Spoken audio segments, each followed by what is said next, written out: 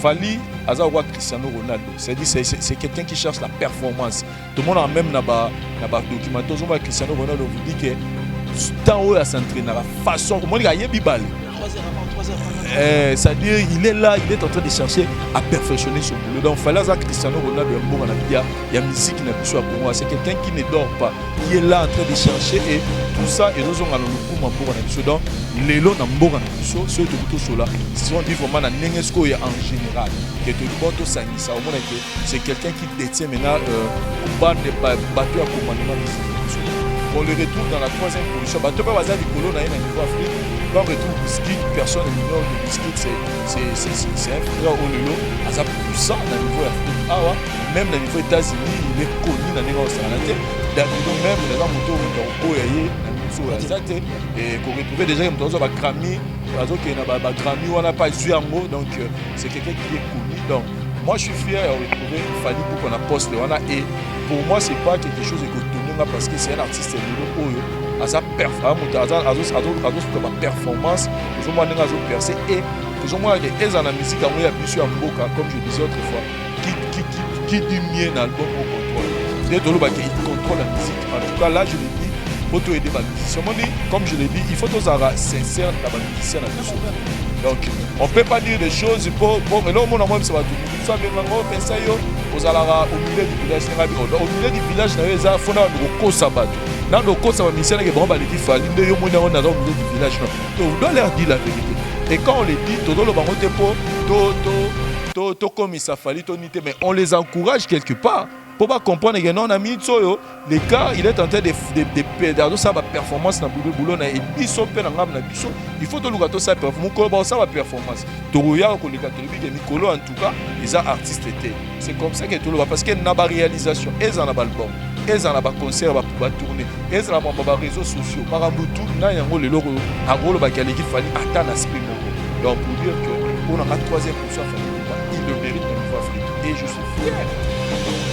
Il y a un moment que les lots fait rigolo la biso nion sur le bas on parle belé que nini maraboto zalaka fallait et retrouver faire rigolo à côté pe na makambo. Moi je suis fier. Je me oui même importe pas tout pas musicien va combien en Afrique. Ba musicien baza comme na communauté en Afrique. Ba musicien va combien. Donc on doit être fier de retrouver faire rigolo la paix parce que moi je l'ai toujours dit on a un artiste musicien qui est tu vois faire rigolo à le roi Messi. Faire école donc on a fait école roi Messi quelqu'un a un talent mais à ça on est fort il ne force pas ça dit pour sa voix lui suffit chanter c'est bon et c'est bon ça veut dire que à la boulot pour la fonctionnalité mais contrairement à Fali tout le monde a Fali il a la voix il chante bien et puis il cherche la performance na bateau ba talent o ba ba ke biso personnellement nazara pas chaque Fali va démontrer ngai biloko oyo ba musicien na biso ba congolais oyo baza na mboka biso ba leki Fali ke non Vincent c'est musicien Mangwelisa aleki Fali ne loro boy pour moi je parle pas la voix parce que mon dit comme mongo les choix les goûts les couleurs ne se discutent pas mutu mususu a mona ke ndenge faire ayembara danger o leka Fali et so moi les ba choix ya bato maintenant moi je parle pas des choix ya mutu ne ayora mongo Fali na mongo faire donc moi je parle na ba réalisation na ba réalisation moto tous abena sincère to ke na so musika tous sincère mikolo album moto bimaki avant contrôle na oyo zo bima mikolo yebsanga album ni ne frappé na 2019 o na ke 2018 si ko album ni ne frappé au le contrôle nazo bana Fali popa yeli sus akamati eloko ya buloba a profaner sans permission les alranini écoutez nini ouais besoin de montrer eloko à moto yeah mon non nini balon ya yo hey loyaka to sangela banto hey loyaka to sangela banto loyaka to sangela banto sangwe ya nkolo Yesu loyaka to sangela banto sangwe ya nkolo Yesu Masia comment achalo golo interpréter nzema musolo ya yebite wawa imao mani mao teiso toleki yo na lola aya sambokele tuba oyebi eloko ya moto bayebaka moto na likongo na ye nyonso oyo baosenga yo te baokutana yo te nazongi mpena na oyo afali mpenza osala succès makasi na danse eza parmi danse clé album na ye contrôle asengaki yo mpe te ebi moko moto aliaka kpodo mokolo wana ata abimaka makwanza ata ndele oyo mokolo lia likolo do moko wana osa makwanza te mais nabombeli bango te makwanza ebandi tokosisa 2019 te ils seront interpellés quelque part lelo soko interprète kende kano na Afrique du Sud zwe eloko ya Deborah ya nani ya Rebecca chrétien soko oyo kozonga mboka mais na biso baosakana. La question que je me pose, parce que hier, après ça, à l'ouïe, m'a rebellé l'émission là. Et ce que je vais résumer, c'est-à-dire, Evro Yassala, Asala Yango, pour Aluka Mbongo, donc Asala Yango pour sauver ma âme. Une question. Mais moi je pense que mon élève aussi comme ma peine en bimini, mon façon mère à qui nango, et bimi ce qu'on faut. Et mon est mère, on est un piaka, on est nzala, on est le piaka nanzala, ce qu'on mère à monter à fallait intervenir. C'est mon quand fallait dans la larme bolo, comme à ma belle liste, bah il faut Lukaya sur les rapines à Yembelaga, dans un point. Donc, mais dans l'ensemble, moi je dirais pour être clair, dans l'ensemble, il faut être aussi sincère dans l'ensemble, à dans la pleine droit. Il y a réclamé parce qu'ils ont écrit dans la barreau. Mais il y a un fond, il y a des raisons qui sont il y a pas de d'abord pour parce que moi le bail est bon, les gens bien bango, avec une botte, boyer banganga pour les bons ensemble. Bablo ne papa, même maman moto le barreau fallait son abonné va toi boisson va venir le pena, on a mêlé les pena mundo. Pour nga l'autre Dubaï. Papa niveau va tourner tout, va tourner va dire mon eso OK place mon temps voilà ba congolais, to ba mille mo va africain pour. Parce que ba tout pour na badala ba sisi ba tala ba beta musique na ba bar le roi bisoté ka ba fait. To bango pas fait directement lié na télévision na YouTube. Ba tourner. C'est-à-dire au moins dans ce moment va fallu ba tourner 18 fois, 19 fois. Imaginez ce qu'on se va tourner dans. Il est dans YouTube, il est l'artiste musicien le plus consommé au monde. Donc je n'ai même pas dit le nom de Babato. Fallait son Babato, on a bien donc Babato Babasai de la Dikouma. Donc mon temps Babana fallait son Babato pour l'en donc il y a un problème parce que le pays n'est pas bien informé. Je ne pas de pour l'en pas cité parce que toutes les preuves sont là. L'artiste est à niveau Congo, l'album contrôle la musique africaine, à niveau Afrique, la génération à Bango dans la Congo, Kolekaye, Zate. Na niveau internet ba réseaux sociaux la personne dans la ba o amoni dans la performance que les na ba iTunes na ba YouTube na ba Facebook na blog tout oyebi internet tout aleki azate na succès biso moto mona ndenge batu balela siko na ba concert en tout monde ra sala ba plein siko oyebi sanga to ba lo ba ke ba tie troisième yo boyo par rapport à ni il faut tous être sincère dans ba mission na biso que ça bango ba vérité. N'hésitez pas non plus à liker la vidéo et d'activer la cloche de notification. Voilà, comme ça, c'est parti.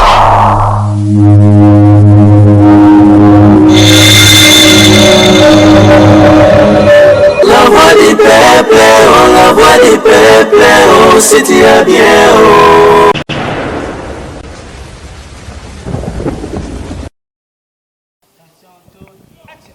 Comme Bamba les Kazalais qui veut tout simplement dire que la poule qui a de la chance ne gratte jamais la terre. C'est sur cette note que nous ouvrons la boucle de cette grande émission Tribunal. Aujourd'hui, chapeauté par celui qu'on appelle Daryl Diwantessa, qui est derrière cette caméra, l'homme visiblement invisible et aussi capable de manipuler 30 000 boutons à la seconde près. Merci encore une fois là à Parouz Essayo qui s'occupe en tout cas du côté de la régie parce que la régie est assurée par Parouz Essayo. Merci à celui qu'on appelle l'archevêque Mbedi parce que lui il fait aussi partie de cette grande équipe. Il est le 10 de ces matchs et dans le cadre de cette émission, aujourd'hui nous allons parler sur ce qui frappe en tout cas en ce qui concerne l'actualité du net et pourquoi pas de notre culture. Comme je l'ai toujours dit que la culture c'est vrai,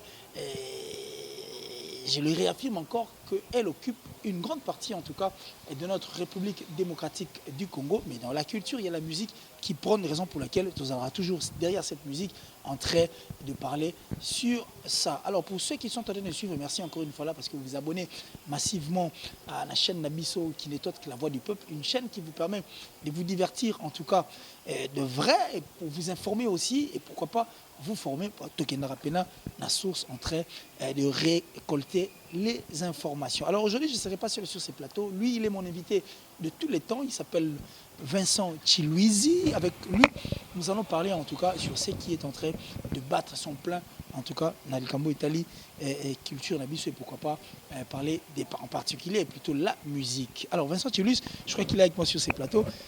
Bonjour. Ouais, bonjour Killer Kilesi, bonjour téléspectateurs non sur d'autres à la Bisso en ce net moment à travers le monde. J'ai comme l'impression que le climat la Bisso comme bonsoir. Ah, c'est bon. Salut-moi, décalage la zone kin. Et puis on s'est réactivé encore davantage. Ouais.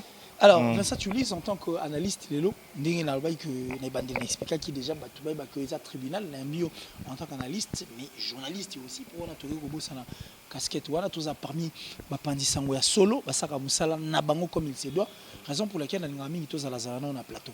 Je parie que tu es tout le temps dans les nets et tu es tout le temps dans les infos, tu es tout le temps dans la culture, au lundi, une liste, c'est-à-dire le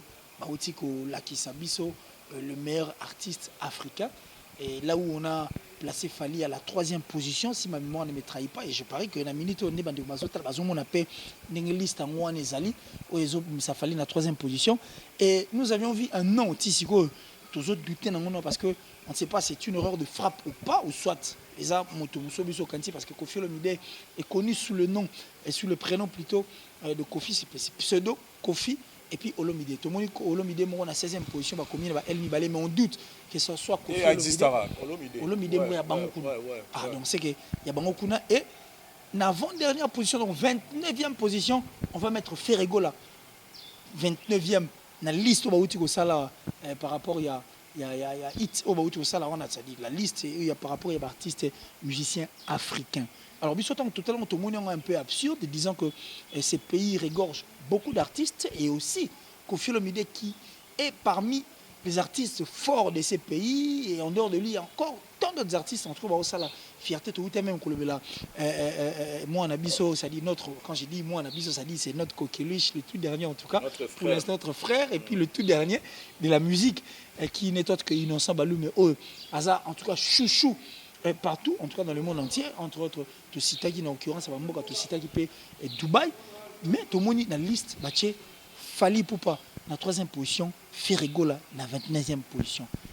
Bon, une réaction à chaud d'abord par rapport il y a proclamation bon par rapport à la réaction à chaud d'abord on a informé dans bandeko na biso tout badota la biso que na minute aux États-Unis tous un artiste musicien moko Randy Kin Amber donc Kin on les a par rapport à Kinshasa c'est un Congolais azo sa musique au niveau États-Unis il est en train de cartonner au niveau États-Unis on a bateau tout bazan besoin de découvrir biloko azo ça parce que ça moi na mboko moi ni mettre game sipe tant bané maramnae ezaki fallait rechecker donc na minute c'est un frère biso tout ko découvrir Randy Kin Amber ça dit sauter ba clip naé au tali ba son azo ça là donc on doit te dire que c'est un Congolais pour yeba donc si on te dit pas pour yeba te kaza Congolais donc bateau bazan la curiosité au découvrir babeta kaka Randy Kin Amber sur YouTube au monde ba clip naé ou azo ça là wana donc c'est un frère qu'il faut tout soutenir parce que les lomoni maître Gims azo ça la fierté il y a biso ba Congolais ba Dadjo na niveau ya France et aujourd'hui on a quelqu'un à niveau ya États-Unis Randy Kin Amber ou aza Congolais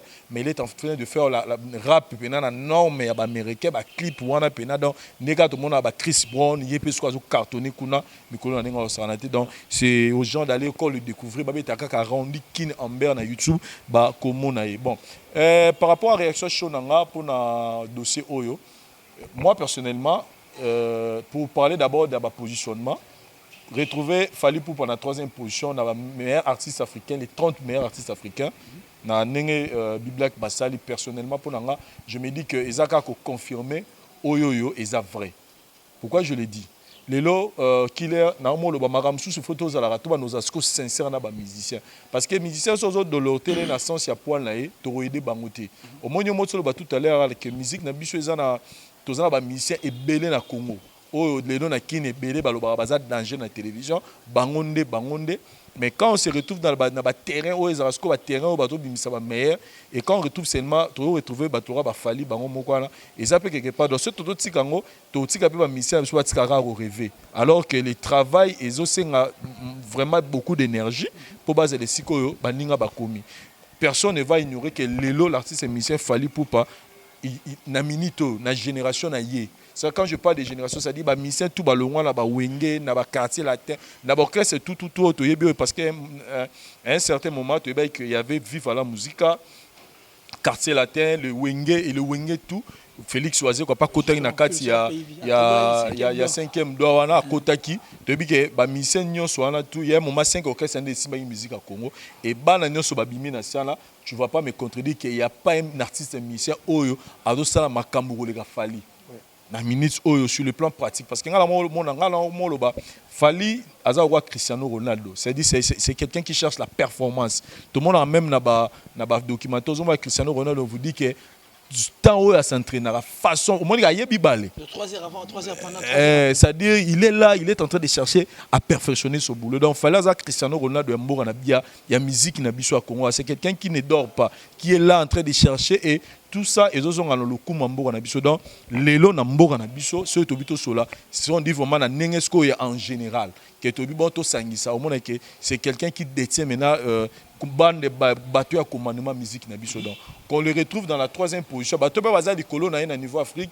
quand on retrouve Wizkid personne n'ignore que Wizkid c'est un frère au lelo asa puissant na niveau Afrique awa même na niveau États-Unis il est connu na nenga osaranate Davido même asa moto boyaye na miso azate et qu'on retrouve déjà moto ba Grammy ba Grammy wana pas zuango donc c'est quelqu'un qui est connu donc moi je suis fier de retrouver Fally Ipupa na poste wana et pour moi c'est pas quelque chose de cotonné parce que c'est un artiste lelo oyo asa performance tout monde nga percer et tout monde que eza na musique en ya biso ya mboka comme je disais autrefois qui dit mieux dans l'album au contrôle dès tout le ba il contrôle la musique en tout cas là je le dis pour te aider les musiciens. Comme je l'ai dit, il faut tous être sincère dans les musiciens. Même envers nous quand même. Donc, on ne peut pas dire des choses pour et là, on soit bien au milieu du village. Au milieu du village, il faut nous sabatu. Dans le cas ça musicien qui bon baliki Fally, au milieu du village. On doit leur dire la vérité. Et quand on le dit, tout le monde est comme ça Fally, mais on les encourage quelque part. Pour pas comprendre que non ami tsoyo les gars il est en train de perdre sa performance dans boulot na et biso pe na ngam na biso il faut to luka to sa performance ko ba sa performance to roya ko le catholique et mikolo en tout cas ils ont artiste tel c'est comme ça que tout le parce que na ba réalisation ils en a album ils en a ba concert ba pour ba tourner ils en a ba réseaux sociaux marambutu na yango le loko a rolo ba kaleki Fally atteindre aspect moko donc pour dire que pour na 3e position Fally Ipupa il le mérite dans niveau Afrique et je suis fier. Il y a vraiment que lelo faire la biso nyonso to loba ngomba le belé que nini maramoto zalaka Fally et retrouver faire la à côté pe na makambo moi je suis fier je me oui même peu importe papa ba musicien va combien en Afrique ba musicien baza comme tobi na Congo te en Afrique ba musicien ba combien donc on doit être fier de retrouver faire la paix parce que moi je l'ai toujours dit on a un artiste musicien qui est ce que faire la mon le roi Messi. Pour être talent. C'est du talent. Faire école à ce qu'on a, donc on a fait école au roi Messi. Quelqu'un a un talent, mais à ça on est fort. Il ne force pas, voilà. Il ne force pas. Ça dit pour naïe, sa voix lui suffit, chanter c'est bon et c'est bon. Ça veut dire qu'à un boulot naïe, pour naïe bah force en était. Mais contrairement à Fally, tout le monde a Fally. Il a la voix, il chante bien et puis il cherche la performance. Vous comprenez? Mais Ferregola, lui, il n'est pas du côté où il a performance. Donc il y a à peine Messi. C'est-à-dire un entraînement sur le gars, soit assis sur s'entraîner, il n'est pas allé.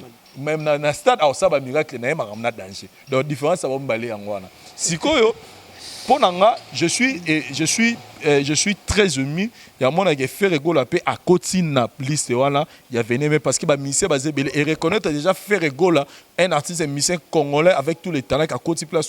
Moi, je parie que n'est vraiment reconnaître qu'il existe un artiste musicien congolais fait rigoler avec toutes les performances, avec toutes les voix au Azaranango, Kouyeba, Kouyembo Azanango, tant au côté, tant au bien ce qu'on va redécouvrir. Je parie que à Okomapé n'a pas première place. Mais pour la Koffi Olomide, ça je n'ai pas compris. Éviter, ça les listes en haut à fonctionner parce que si on doit parler de la musique congolaise, la musique africaine, en tout cas, on ne peut pas ignorer Koffi Olomide. Mais je pense que quand Bachebe va Youssou Ndour, quand ba chepe artiste ba mewete ba chepe ba nani ba premier gao ba nani ba benga mo kesa mo ya nani Magic System ba chepe bango te donc pour c'est-à-dire ils ont un critère mo pour nanga selon la moi qui dirait ils ont un critère mo peut-être ba âge peut-être ba génération ne ba sélectionner qui me pose le bi bongo c'est que bazang ici ba te belé bazang ça ba te belé parce que j'ai même étonné de voir que Ferrego la vienne à la 29e position. C'est vrai que l'artiste est belé au bah ça le rappelle comme en Afrique ceux qui font bien te retrouver dans côté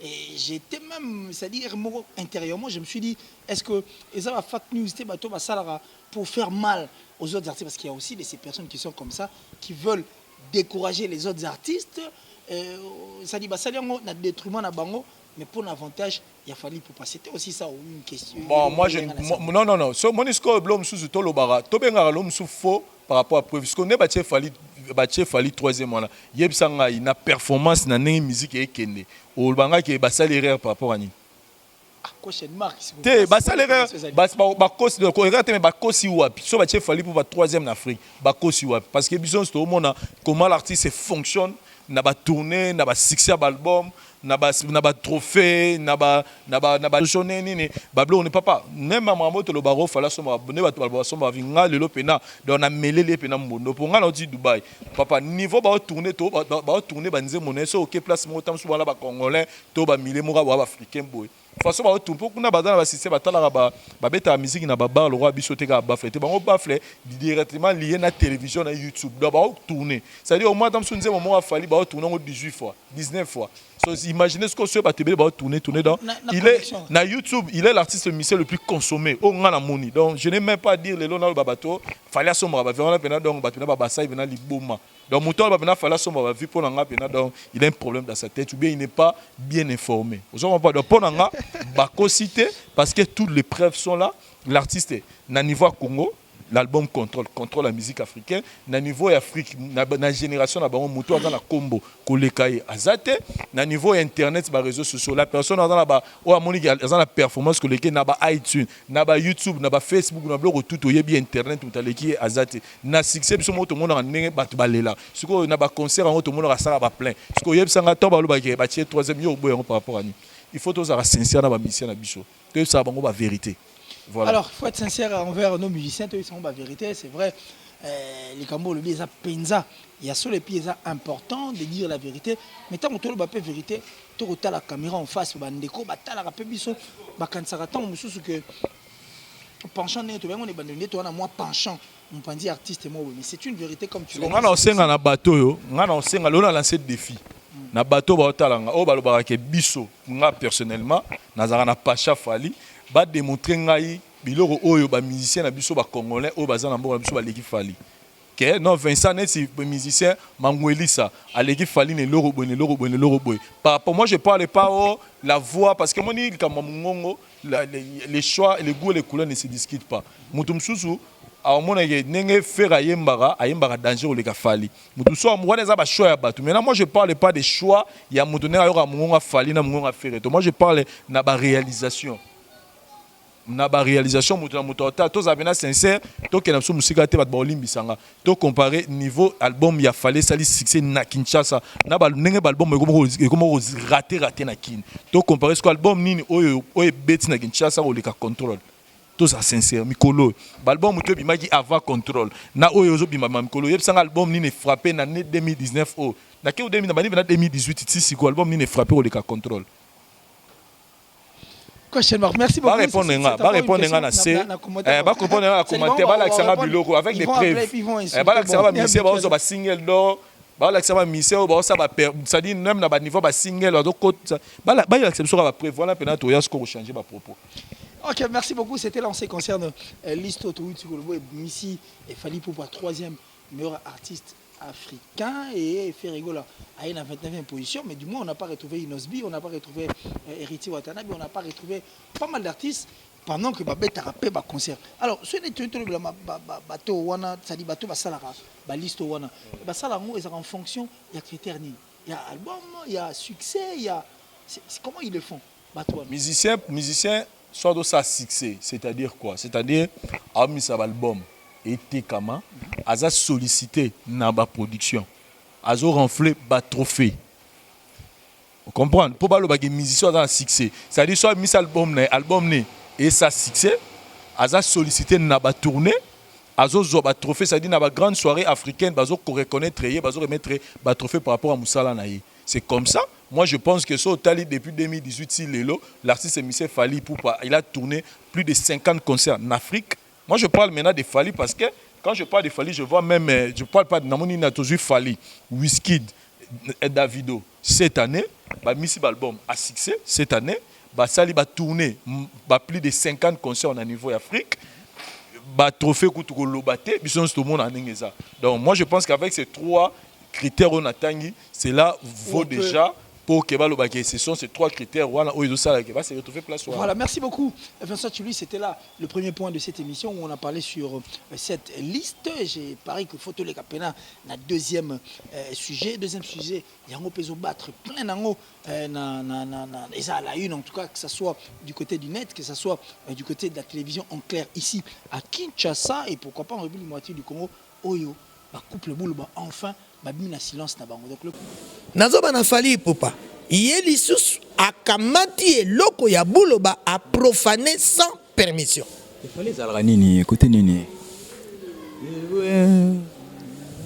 besoin de ngosela eloko ya moto ye mono nene to kana ni ayo hey loyaka tosangela banto hey loyaka tosangela banto loyaka tosangela bato sangwe ya nkolo Yesu loyaka tosangele banto sangwe ya nkolo Yesu Masia. Est-ce que comment oui acha lo golo bongo interpréter nzema muso ya yebite wawo imao mani mao deiso tolekyo na lola aya sambokele tuba oyebeli kwa moto bayebaka moto na likongo na ye so o ba osenga yo te ba okutana te na zongi pena na Fally pezo sala succès makasi na danse eza parmi danse clé album na ye contrôle asenga yo pété ebi moko motaliaka kpodo mokolo wana tabi makama kwanza atandele ba moko lia ligorodo moko wana so makwanza te mais na bombeli bango te makwanza ebandi toko 6 à 2019 te ils seront interpellés quelque part. Hello, so quoi interpréter? Kendega non na Afrique du Sud, hein? Zoé lo kwa Deborah, ya nani ya Rebecca, chrétien yango. So quoi yoko zonga mboka. Mais na biso, ba osakana. Couple, boulot enfin, babi na silence tabango pourquoi? Pour faire voir aux artistes, aux autres artistes chrétiens, au bazota la pébi solo parce que bon babo ça n'a que être un artiste, ils ont d'abord avant tout un boulot et en dehors il y a Rosala Moussala œuvre d'esprit au bon ba sala ba effort pour na composer comme c'est ça la plus importante que l'andela yango pour ça œuvre d'esprit ça dit ba missus ba linga osala moté disant que toi ba frère to sambela kanzambe ceux qui artistes et musiciens mongo profane ba benga abetinze mona biso to royate sont des gens qui souffrent intérieurement mais du moins le couple Bouloba ba bimi na silence tabango maman a parlé pour dire que Aza prêt, il y a qu'à porter Fally Ipupa plainte, elle est prête plutôt pour porter Fally Ipupa plutôt plainte pour avoir utilisé un morceau. Hein, il y a c'est-à-dire Nzembo parti à il faut porter Fally Ipupa plainte. Pourquoi? Parce que Azui œuvre d'esprit c'est-à-dire morceau sans pour autant contacter, sans pour autant lui donner un seul billet. En tant qu'analyste. Et puis nous avons déposé un moto de la culture. Couple Bouloba, le chrétien. Frère Patrice Manzi Momoro, j'ai cherché le monde, je l'ai trouvé dans l'église. Dans l'église, je l'ai trouvé dans le monde. Confusion. C'est-à-dire. Confusion.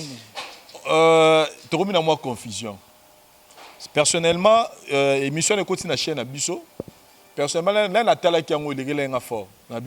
Oh, maramino. Bon, biso bien, ils actualisent, mutam tapesi, apesi point de vue de là. Il faut dans l'exemple la chaîne biso parce que a o marambo o yamoni. Mais ce qui va m'étonner, oui,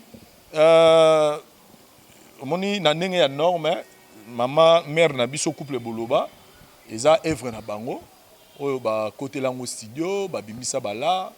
bagagner on peut là pour les wana ba bimisa rango ba sala ngo pe gratos, c'est-à-dire il y a un producteur wa bimisa rango pour ba yokango. Maintenant, la question que je me pose, parce que hier, après, je vais me belé une émission là. Mais ce que je vais résumer, c'est-à-dire, Evro Yasala, Asala Yango, pour Aluka Mbongo, to Asala Yango pour sauver ma âme. Une question. Question là, on a retourné Yango là. C'est-à-dire que Evro Yasala a réclamé. Oui, il a plein de droits. C'est-à-dire, on a mis sur que musicien sera mis Evro Naye, Esaïe. C'est-à-dire que si on a remixé, on a interprété une partie. Il y a vraiment important. On a pour tout au Sengaye. Parce que je me souviens même, Fabrica, il a remixé partie. Il a même dit que non, on a remixé permission. Soki, on a remixé partie. En tout cas, là, c'est tout à fait correct. Et c'est normal que les gens mon bango et fallait soit dans la posa yembango, il faut c'est bango permission. Vous comprenez? Ils ont plein de droits. Il y a qu'à réclamer. Mais maintenant moi mon problème c'est quoi? Pourquoi aller seulement la justice? Seul endroit où il peut essayer peut-être force parce qu'il y a non, c'est-à-dire quoi? C'est-à-dire quoi? C'est-à-dire quoi? Moni mutela mutu azarana. À part vos musiciens, moi je pense que Moutoutoua il fallait pas dans la préférence naïe. Bino bisono to yebite neni nze moana et marka fallait. To yebite à chaque fois fallait yembarango ayembarango pour ni. Pour ça nze mbo ba yemba pour na biso même nga cette c'est naïf ça même batunga bi jusque là ba chanson chrétienne eza ba Joana ba couple boloba ba frère Mente ba frère Patrice Yakala ba Matou Samuel Yakala ba Denis Monde Yakala non ba be Yakala donc ça dit ba nzembo wana ne pena yaki pena ba chanson to senti que c'est la parole chantée vous comprenez et mututu azana ba ça dit fallait to éviter sentiment et pourquoi a préféré ba nzembo ebele akoya pas nzembo pourquoi zo nzembo wana et puis moi je pense que ba nzembo bango ba salaka et ça va dire que plus pour édifier le corps du Christ, pour nous enseigner. Tu vois, le baki que banze mongo, ezaki biso banze mongo ezaki soki mutayo ki on a bar, il faut bimaya na église d'autres dépeuplé, tozo longola batuna bar, tozo côte sabongo na église. C'était ça dans l'objectif, c'était ça. Le ce qui nze mongo yo yemba ngo pona un objectif et comme on musicien mongo a interprété yango ou azape frère no congolais. Ce qu'on monique ezama ba droit de thème. Moi je pense qu'il faut d'abord que approcher dans nos musiciens. Est-ce que la question que je pose, est-ce qu'approcher qu'il fallait pour rencontrer Fali, rencontrer les artistes profanes, non, papa, ils ont compliqué.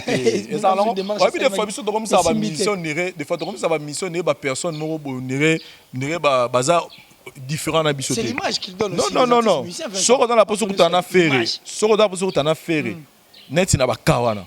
À Koutana, mais moi je pense que mon élève si quoi ma ben en bimini mon façon mère qui nango et bimi ce qu'il faut et bimi on est mère on est piaka on est nzala on est le piaka nzala ce que mère a monté là fallait interpréter mon abo quand fallait dans la larme golo comme ma belé liste ba ego lukaya so là ngapi na diembe la rara na zo mon muki vous comprenez donc mais dans l'ensemble moi je dirais pour être clair dans l'ensemble et pour être aussi sincère dans l'ensemble azan la plein droit il y a réclamé parce qu'ils a œuvre na bango mais ayeba atala sikoyo fond ya nzembo c'est-à-dire raison ni bayembela ko balé bayemba ki ngo po bazwela rango mbongo to bayemba ki d'abord po ba te ya nanu liloba nzambe parce que yemo aloba ki bango na nzamba benga bango abaki bino boyemba nga mo na ebo na sala pour na bino et bazwa ki succès na sima donc mais de l'autre côté ce ba moni penza que bazana ngo besoin moi je pense que baluka fali au lieu ba gena au tribunal voilà Fali Poupa qui a tout changé en tout cas qui d'ailleurs son nom est devenu une marque ça dit soit utilisé comme Fali en mal à reporter au plainte qui peut-être il y a un peu Rose a la raison pour le couple Boulouba ce sont ça dit Pessi quand même courage Joana il y a Roluka Rosenga droit de temps à travers cette chanson ça c'était en tout cas c'est le deuxième sujet mais je crois pour chuter dans le sujet en tous les cas le troisième point et le tout dernier point qu'est-ce que tu pourras dire alors nous à la caméra adresse-toi à Fali Poupa et puis adresse-toi à la maman et on s'adresser bien à bateau parce qu'il y aura ces personnes qui vont très mal comprendre en tout cas Marabout Bissotoso et pourtant Marabout Bissotoso est aussi d'une grande importance pour qu'on dégénérer pas situation entre la musique profane et la musique chrétienne et qu'on a la paix révolte et que la paix bandeko bendi neutre ba sonnette na alarme o ko réveiller conscience artiste musicien chrétien mususu o tant musu avant artiste musicien profane ba utiliser déjà ba œuvre ba partie na bango to bengi ba œuvre d'esprit ko la musape esprit mo ti ba ko funda na paix. Voilà, et là on a le banga la Fally Ipupa ayeba que il est jalousé par beaucoup de gens, il est envié par beaucoup de gens et moi je pense que Fally Ipupa a atteint le niveau de professionnalisme moko OK ayebi déjà ayebi musique neni ne fonctionnera pas moto azala bien et peut fonctionner sakaka moi likanisi nanga je pense que prochainement pour éviter ba kwak oyo il serait mieux à prochainement soit à interpréter et loko ya moto mo abi ke moto wana yembango ole ya kozela ba moment boy a contacter ka bango que non moni na yemba moi vocal mon net loko wana yemba ayemi na bombe ima donc ça dit nzembo wana yembi eza partie ya nzembo moko ya donc ça moi partie ndaka moi phrase moko muke mais yekuta évoluer on a ndenge na donc pour à éviter makambo boye comme la raille moi je lui conseillerais prochainement ata agozwata liloba moko ya musicien moko moi je pense qu'il faut à solola na bato yango pour éviter babloka bon makambo boye comme la geda pa mabele lisi bata mabele c'est comme le super couple buloba donc un homme averti donc je pense que agozwa ba disposition nenge par exemple Fabre grâce à ça là qui a luka qui ready à Miss Pep c'est que na repère dans remix na ozwa moi partie moko ya nzembo na yo est la faute de Fally ou la faute de Batek parce que s'il faut chercher à lukato to bimisa ba texte c'est tout ba morceau banzemo ba to retrouver on banzemo Fally mo belé tandoki on retrouver penzemo ya Lombo ya Franco il a beaucoup de chansons comme ça ils a faute il y a Fally to faute il y a bateau ba composer là banzemo c'est de là où vient les a de faute mais ça erreur ils a erreur ils a erreur ils a ngamunaï bon ça dit moni yakande na kinto bon moi je pense que là pas ça là on ira ça là selon on ira ça là on peut expliquer avec bon nom de congolais entre nos frères et les kalango et dans la gravité mais comme il est déjà deux fois donc je pense que deux fois on a Aouzamaye prochainement ce baeli nzembo to yemo composer nzembo amoni que na zo eloko moko mutu to peut-être mutu moi il nzembo amoni que loko eza ya mutu a contacter bango bien avant pour éviter ngo na couple boloba na osenga la bango kaka ba comprendre que à sa frère na bango congolais peut-être nzembo wana place e komaki te tamso fala ko komisango pe bat ba kuluka ba morceau wana eza euta peut-être euta na couple boloba mutu pa rozonga a découvrir pe ba somme suso bat ba kité donc baza na mutema moko ya okenega na justice na nute moi je pense que ba ko luka frère na bango leki na bango mwana na bango et puis ba ko arrangeango dans la même ngana ko préférer na osenga ki falinda ça la première pas pour mon père baza pe ba maman papa na ye donc ya non maman maman ni problème ni maman maman et les gars non kimia ça on te gravité merci beaucoup Vincent Tully c'était le deuxième point mais et là au moins on senga pe na bato balingara Fally mingi pour na tangi ba commentaire les gens plus condamner la maman il faut beaucoup comprendre hein moni muto amtaza nini amoni la makambo et puis boyebité batu nini o ba ki pemene pour pas passer peut-être likanisi wana ya pas lobi kana Fally tabi na Barbara kana malobi na wera il y a beaucoup de missions attaquées donc moi je pense que bo luka pe boyeba peut-être pourquoi mère ala qui influencer bon donc tous ara na vitesse au finga ba ninga te po ba critiquer muto to ba lobeli muto yo linga mingi. Donc il faut voilà. Merci beaucoup Vincent Tully, c'était nos idées, na réponse na analyse na j'ai pari que bandiko batali biso va se retrouver encore davantage comme j'avais dit que le deuxième point était le tout dernier point et toujours clôturer déjà na un dernier message pour notre Baotalo et puis moi dédicace.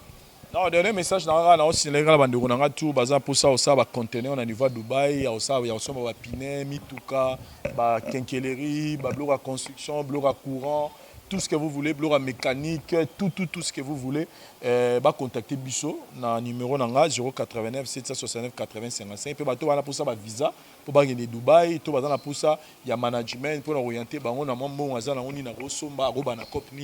a contacter Bisso, tout ça, on a bien disposé, bureau Zawana, parce que tout travail dans Winner Star Cargo, ils ont plus de 16 ans d'expérience déjà. On a pu s'imboter dans Adams Business, mon vieux place à Dubaï, pourquoi pas Truman. Mbote Belé, je pense aussi à Madame Pamela Mbombo, Christian Katamba, dans niveau de Dubaï, pourquoi pas Herman Ngumba, les jeunes millionnaires, on peut baser la BGB Sarel, et honorable Yann, donc Bazawana, et pourquoi pas Jigal, mon ami de Dubaï, Mbote Belé, Sénat, le très spécial, Tcheveri Mouzangou, le président Denis Ngambani, le sénateur Adonis Ngambani, Julie Kitima, et Nabandeko tout, au Batel Bisso, mais sans oublier que tous en frère Nabisso sur le Awa, Kin, donc, Aza, Kosa, vraiment, Moussa, ça dit, il y a tout ça, la fierté, il y a des Congolais, Randy Kin Amber, d'abord, quand on a YouTube, il y a beaucoup de clips, il y a bien Isaïe Belé, et dans l'ensemble, il y a un ancien Rara, dans la mission Nabisso Bolingo, boulot, performance, toujours le Marambo, et puis, avant la 6 ans, il y a un Baxelo Romoko. Nani DJ Rafat na musicien mo peka mboka na bango bato sala elo mo boy ça dit ba mi balé ba lancer ba clip mo na YouTube abi ba pesa ni 48 heures o le kamninga na ba view ça dit yene mta danger o le kamninga et il fallait ce koto mettre DJ Rafat a mobiliser ba fan na ye peut koto mobiliser après 48 heures misa na beti 6 millions DJ Rafat a beti 2 millions et mais ce qu'on a gagné ba mi balé. Oui, parce que participer le coup était bakoti ça dit vrai ce qu'on a dans la mission surtout même on a terrain ça dit yo monique yo les muninga mais tout ça moi concurrence wana ça dit bon ce que musique comme bongo nana plus performant nana succès goleka nana nani batu bayoka kami tout chez le sur YouTube. Alors Vincent, sois sincère envers toi-même, sois sincère envers les personnes qui te regardent.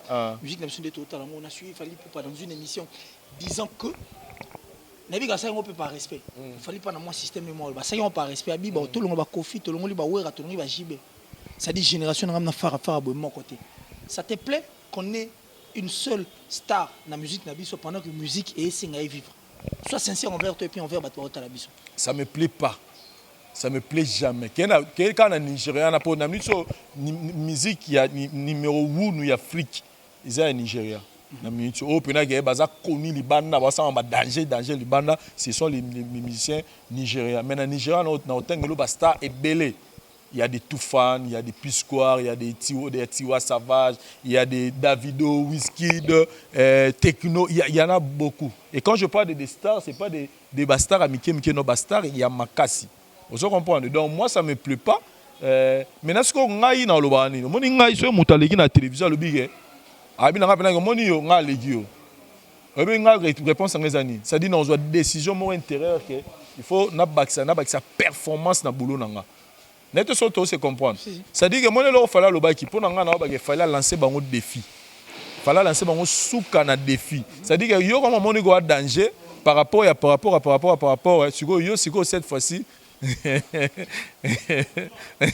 Yo siko cette fois-ci faut oh la qui performance na goleki so ya lobi galeki bango il a des tricots ya do mona galeki bango parce que bango peut pas la ça ya tout ça dit ezaka ngapo na stimulant non minute so bien mon côté il faut motiver sur bango joueur moment né harmonie ya danger te ngape sur pe faut na bosser ça dit il faut ça stimulant donc il y a soit teke bango quelque part pendant on stimuler bon pour pas travailler vraiment voilà merci beaucoup merci Vincent Chulis et puis merci Badekobas Malandi Bisso, merci à Daryl Diwantessa, l'homme visiblement invisible, capable de manipuler 30 boutons à la seconde près, qui a assuré en tout cas derrière cette caméra.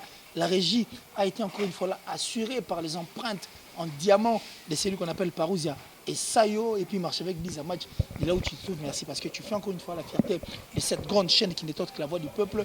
Merci, en tout cas, tout au Balingara Killer Kilesi. Et très spécialement aujourd'hui, je veux dédier cette émission pour la toute première fois dans la voix du peuple, toute dédiée émission. Donc nous dédions cette émission à celle qu'on appelle Mafi Beuno, le Fallait depuis les États-Unis. En tout cas, soyez dans une bonne santé, c'est grâce à toi. Merci encore une fois là, merci. Au-delà de l'amour, au-delà de tout ce dont nous avions eu à tisser comme relation, comme famille, ce que tu as fait était fort pour moi et je suis en forme pour ça. Donc bonne guérison, un amour davantage. Et puis merci encore une fois à toi. Alors on va se dire au revoir, mais le tout dernier Congolais au nous rater du grand, s'il te plaît. Sur le mot c'est la seule plutôt demande pour te sengi au sala. Alors, on se retrouve très prochainement dans un autre numéro. D'ici là, portez-vous bien. Bye.